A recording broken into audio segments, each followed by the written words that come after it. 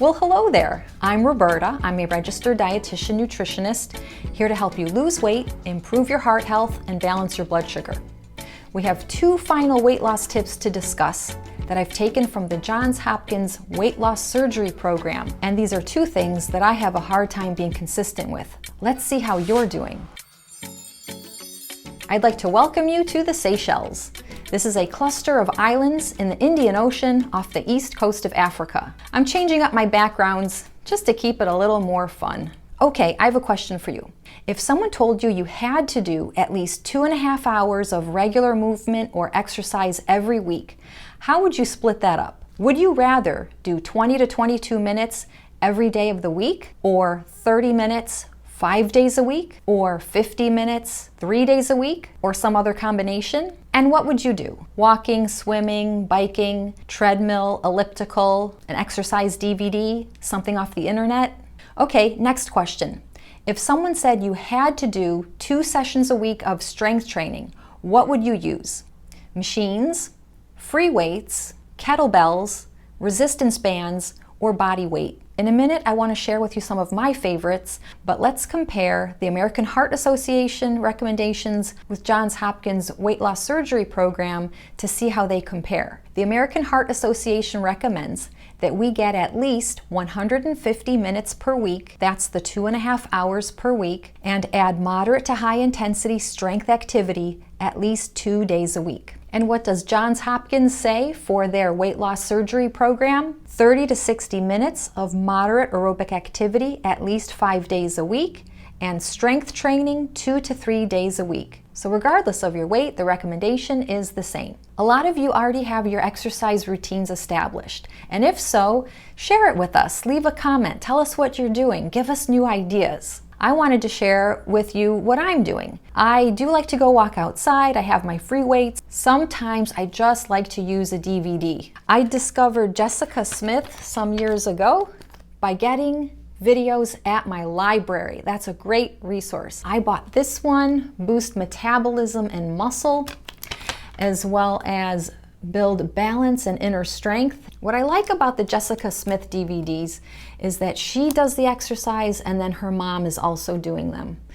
This particular video, at that time, her mom was about 60 years of age. And then the other Jessica Smith one I have, again, she does the exercise and her mom does it also. Also on Amazon, they have a list of top selling exercise DVDs.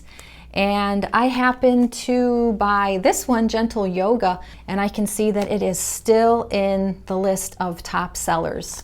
There are 8 routines on this DVD, and it's funny, I'm not really a fan of yoga, but I like the way that this woman does the routines. And the 2 that I tend to use the most are the second and the third one, the morning energy and the relief from desk and computer work. Finally, my piece of home equipment that has saved me numerous times when either it's raining outside or I just don't feel like standing up and doing a routine, my Cubie. I can get in my aerobic exercise, which I've noticed does help reduce my blood sugar, strengthens my legs. You just have to remember to do additional arm work. And what's the purpose of all this exercise? Is it just to help with weight loss and weight maintenance? No.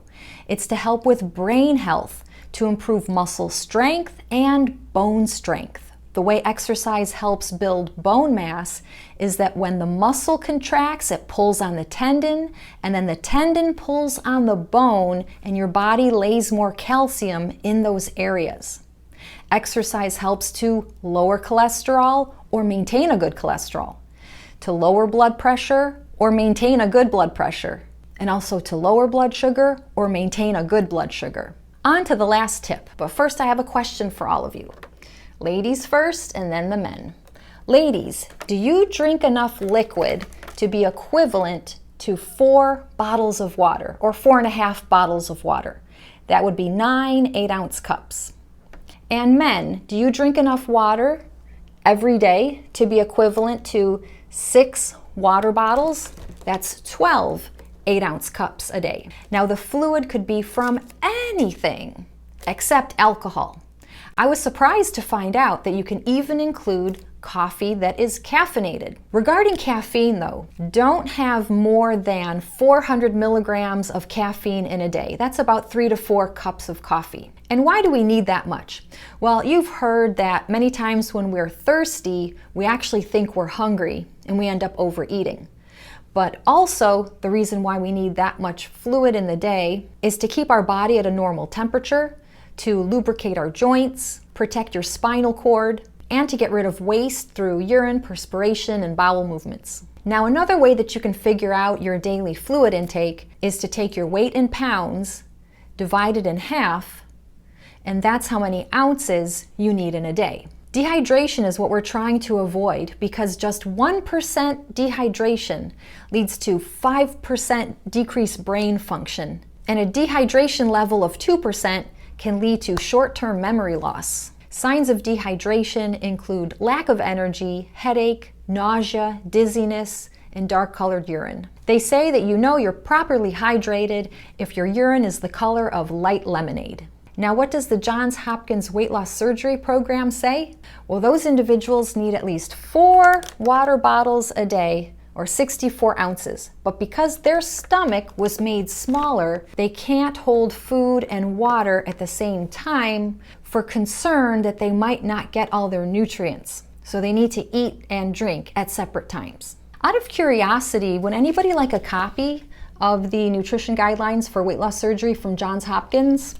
It has the nutrition tips that we talked about in the last couple videos, and it also goes through the different nutrition stages in post-surgery. If you want this, I will post it in a separate video. Come back tomorrow. This way you can find it easily if it's in its own separate little video.